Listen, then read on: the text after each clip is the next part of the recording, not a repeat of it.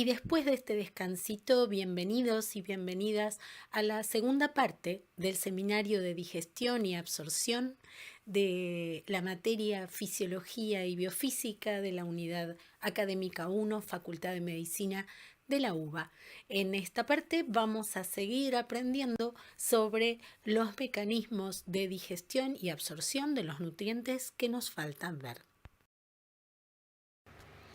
Otra de las grandes familias de nutrientes es la familia de las proteínas, que también son grandes polímeros hidrosolubles que deben ser digeridos hasta sus componentes constitutivos para ser absorbidos.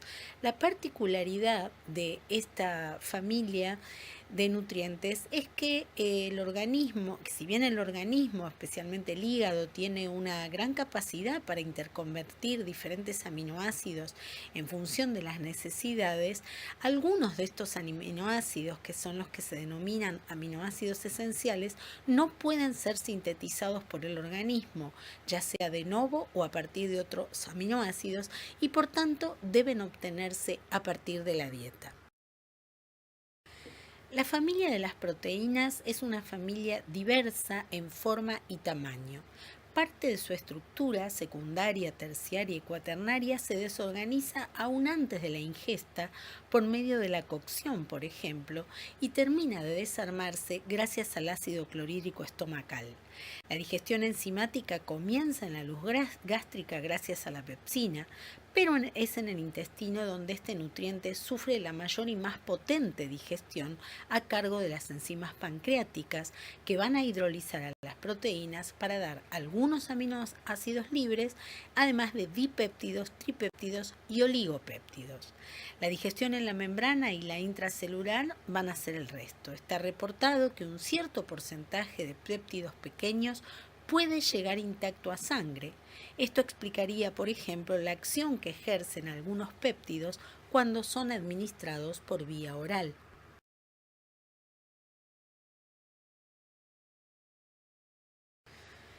Las proteasas se secretan en el ácido pancreático y deben atravesar el ducto del páncreas hasta llegar al duodeno a través del esfínter de Oddi. ¿Qué les parece a ustedes que pasaría si esas proteasas estuvieran activas en todo ese recorrido? Verdaderamente un desastre, porque irían digiriendo al propio páncreas en el camino. Es lo que ocurre, por ejemplo, durante una pancreatitis aguda. En un organismo sano esto no pasa porque el páncreas exócrino también produce y secreta al inhibidor de tripsina. La tripsina es la enzima capaz de activar a todas las demás proteasas. Cuando el tripsinógeno, que es la forma inactiva de la tripsina, llega al intestino, una enteroquinasa del ribete en cepillo lo transforma en tripsina y esta va a activar a los demás precursores que recién allí se vuelven activos.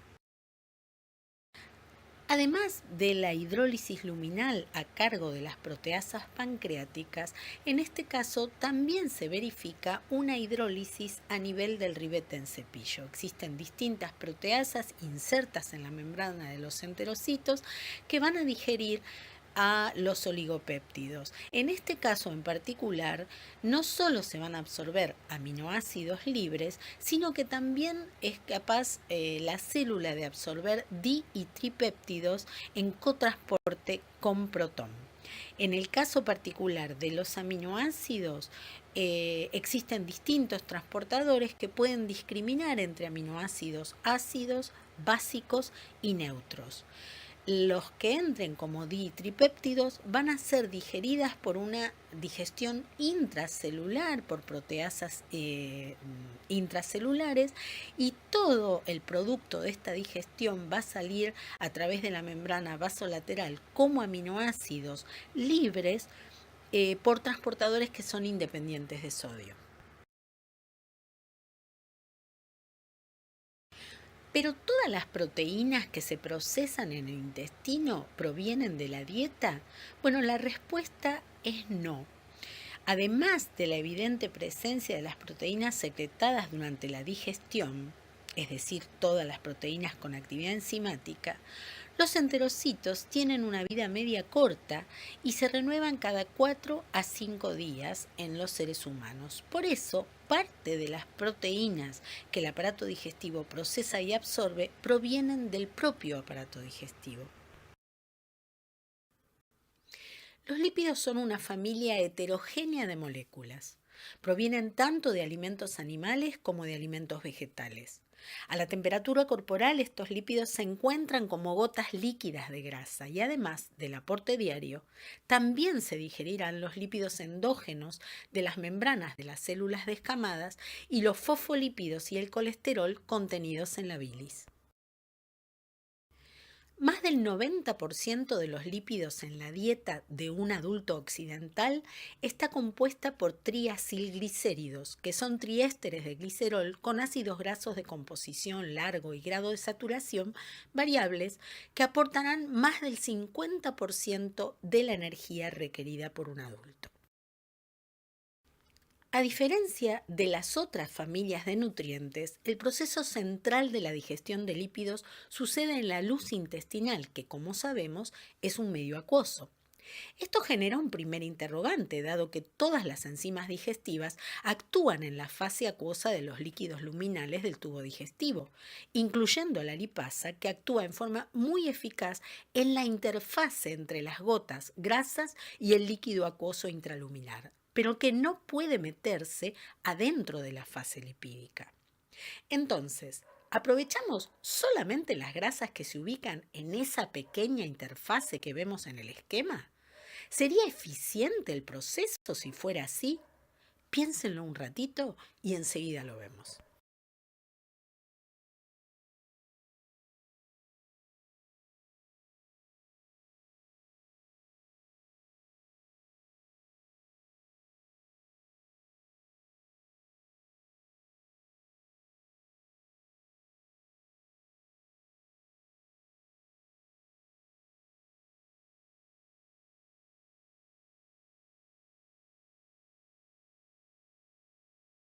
Después del recreíto decimos que la respuesta a las preguntas que hicimos es no.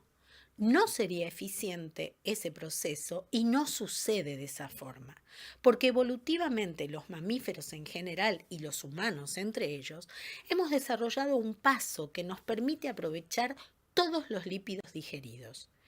En este paso, previo a la digestión, se transforma la masa de grasa y aceites en pequeñas gotitas primero y en micelas después, lo que va a aumentar exponencialmente la superficie de contacto de la fase lipídica con la fase acuosa en lo que se conoce como emulsificación de las grasas, que tiene como actor central a los ácidos biliares.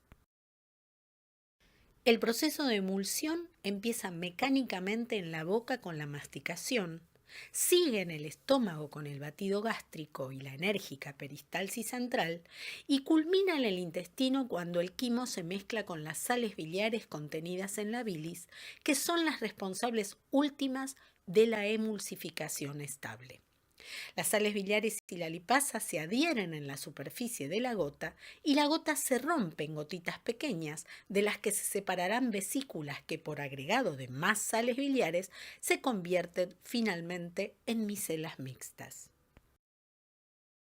Pero ¿cómo es que esta micela, que dijimos estable gracias a los ácidos biliares, va a liberar su contenido para permitir la absorción de los lípidos? Resulta que muy cerca de la superficie de la microvellosidad existe un microclima con poco movimiento que se llama capa no mezclada del lumen y que además es ácido gracias a los contratransportadores sodio-protón también presentes en la membrana apical del enterocito.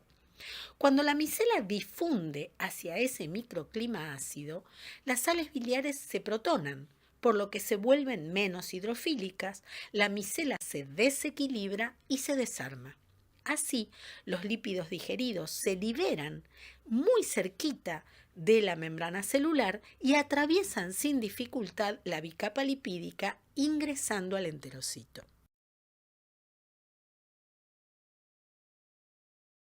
Una vez en el interior celular, los lípidos se encuentran nuevamente con un ambiente acuoso. Bien, acá los ácidos grasos de cadena corta y media, hasta 8 o 9 carbonos, y el propio glicerol van a atravesar la célula, todo el citoplasma, y van a salir por la membrana vasolateral sin cambios hacia el capilar sanguíneo.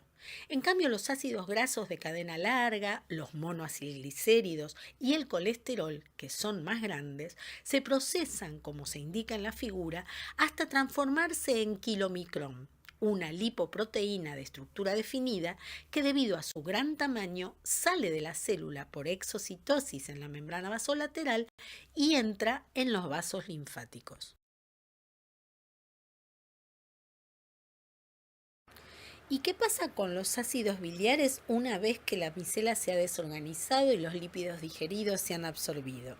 Bueno, si la sal biliar o ácido biliar está en su forma protonada, es decir, en la forma ácida, son liposolubles y pueden atravesar la bicapa lipídica del enterocito en diversos lugares del yeyuno, camino al torrente sanguíneo. Sin embargo, la mayoría va a llegar al final del ilion como sal biliar, es decir, en su forma aniónica, y solamente va a poder ser absorbido por cotransporte activo secundario con el sodio, volviendo al hígado por recirculación enterohepática. Este proceso de recirculación puede ocurrir hasta 5 veces luego de una comida con alto contenido calórico en lípidos. Esto le permite al organismo ahorrar la energía que se necesitaría para una síntesis de novo de ácidos biliares para una única digestión.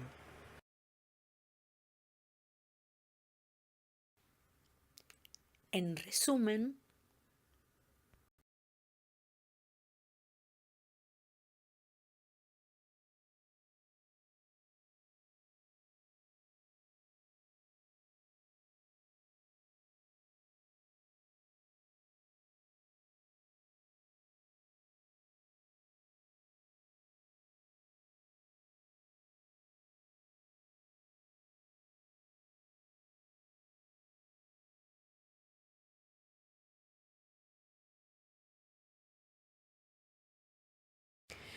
además de la absorción de nutrientes, hay particularmente dos iones cuya absorción a nivel intestinal es muy importante para los requerimientos del organismo, que son el calcio y el hierro.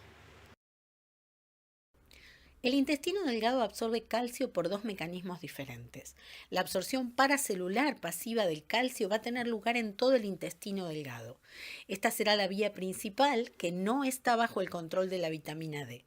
El segundo mecanismo, que es la absorción transcelular activa de calcio, únicamente tiene lugar en el duodeno. En este caso, el calcio penetra la célula a través de un canal en la membrana apical. Dentro de la célula va a unirse a proteínas como la calvindina o puede ser captado al interior del retículo endoplasmático. Y luego el calcio sale del enterocito a través de la membrana vasolateral por una bomba de calcio y por un intercambiador sodio-calcio. De este modo, el efecto neto es la absorción de calcio. La forma activa de la vitamina D, que es el 1,25-dihidroxivitamina D, estimula los tres pasos de la absorción transcelular de calcio, los tres transportadores.